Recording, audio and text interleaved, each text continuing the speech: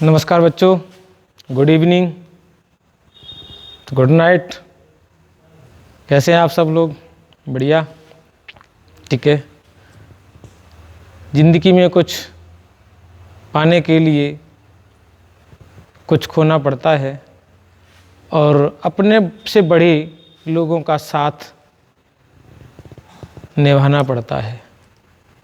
तो आपकी ज़िंदगी में कुछ मिले आपको, आप कामयाबी की राह को चूमें कामयाबी की ओर बढ़ें, इसलिए हमारे साथ बने रहें और अच्छे अंक पाते रहें, हमारी वीडियो को देखते रहें और अच्छे से अच्छा ज्ञान प्राप्त करते रहें। चलिए, 12वीं क्लास की केमिस्ट्री का जो चौथा पार्ट है रासायनिक बलगत की, उसका आज ये लास्ट टॉपिक है और टॉपिक का नाम है संघट्ट सिद्धांत भी कहते हैं इसको और टक्कर सिद्धांत भी कहते हैं। क्या कहते हैं इसको? टक्कर सिद्धांत।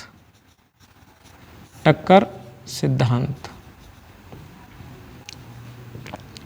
तो हम आपको ये पार्ट का टॉपिक समझाने से पहले हम आपसे कुछ ये बताने चाहते हैं कि हमारे पास क्या होते हैं अभिकारक। मान लो हमने ले ली A+B और A+B से हम क्या करते हैं C+D उत्पाद बना देते हैं। ये बहुत सिंपल सी बात हमने कह दी, जहाँ भी आपने पढ़ा होगा बहुत सिंपल सी बात पढ़ ली होगी कि A और B अभिकारक जो है आपस में एक क्रिया करके क्या बनाएंगे, C+ और D बना देते हैं, उत्पाद बना देते हैं। ये अभिकारक आपस में क्रिया करके ये उत्पाद बना देते हैं। लेकिन ये उत्पाद ऐसे नहीं बनाते। इन उत्पादों के बनाने के पीछे भी बहुत बड़ी लॉजिक छिपा हुआ है। वो लॉजिक क्या है? लॉजिक ये है कि इन अणुओं को, जो भी अभिकारक अणु हैं, उन अभिकारक अणुओं को हमने क्या मान लिया, गोलाकार मान लिया। अब ये गोला जो है, गोलाकार कण हैं जो, वो आपस में क्या करते हैं, टक्करें करते हैं।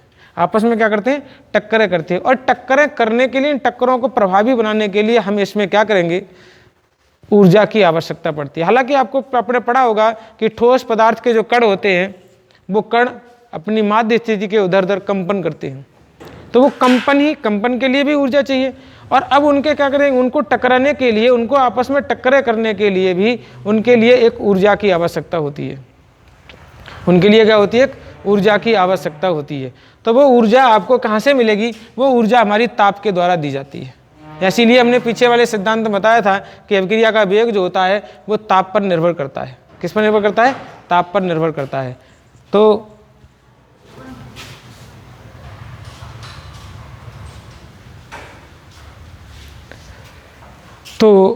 ताप पर निर्भरता जरूरी होती है। अब ताप जरूरी होता है क्योंकि ताप बढ़ाएंगे तो उनकी टक्करें संख्या बढ़ेंगी, टक्करों की संख्या बढ़ेंगी तो टक्करें प्रभावी होंगी, जो कि इसलिए पिछले वाली वीडियो में पढ़ा रखा था हमने, है ना। टक्करें कैसी होंगी? प्रभावी होंगी। तो प्रभावी टक्करें ही क्या करती हैं, अभिकारक को उत्पाद में कन्वर्ट करती हैं।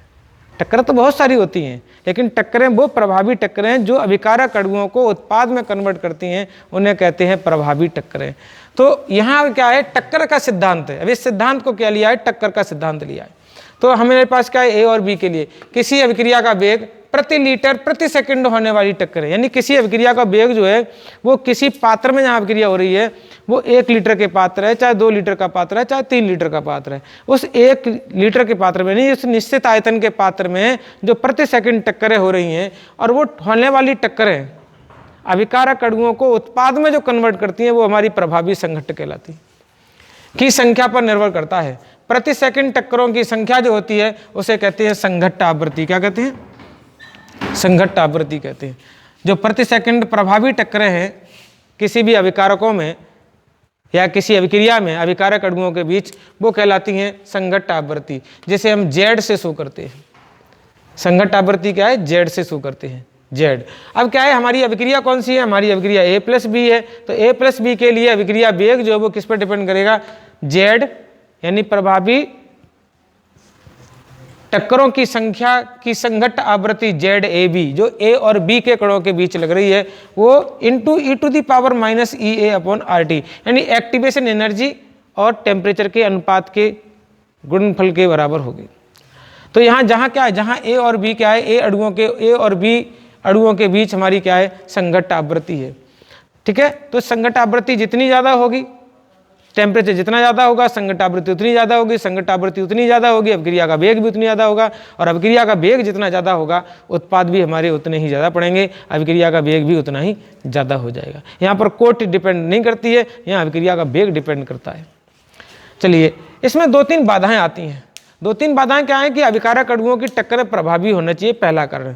दूसरा कारण क्या होता है? दूसरा कारण होता है अभिविन्यास, कि जो अभिकारक अणु हैं उनके अभिविन्यास सही होना चाहिए। अभिविन्यास का मतलब है कि हमारे पास क्या है, ये मेथिल क्लोराइड ब्रोमाइड, और मेथिल ब्रोमाइड में ये रहा Br, और हम किसके क्रिया करा रहे हैं? हम किसी हाइड्रोक्साइड से क्रिया करा रहे हैं। जब किसी हाइड्रोक्साइड से क्रिया कराएंगे तो ये भी हमारा न्यूक्लियोफिलिक है, ये भी हमारा न्यूक्लियोफिलिक है। कहने का मतलब ये भी हमारा ऋणावेशित है और ये भी हमारा ऋणावेशित है।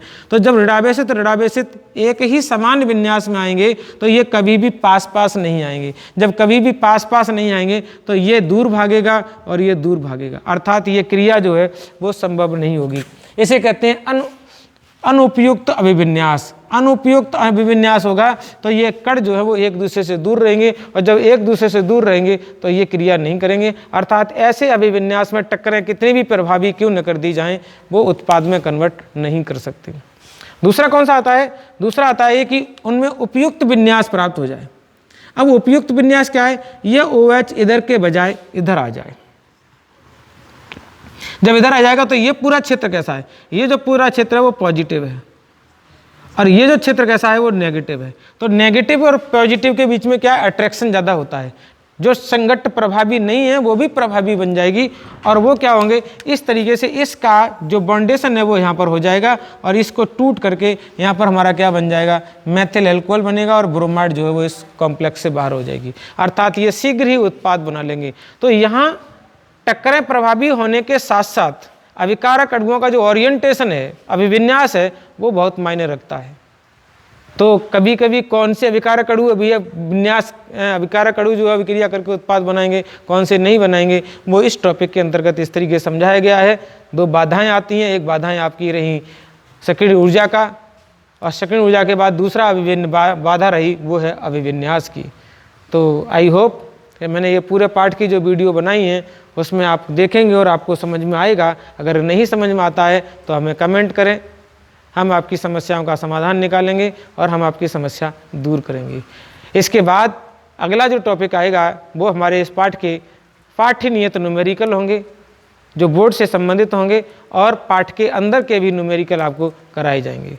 ठीक है, तब तक के लिए हमारे वीडियो को देखते रहें, बने रहें हमारे साथ। जय हिंद, जय भारत।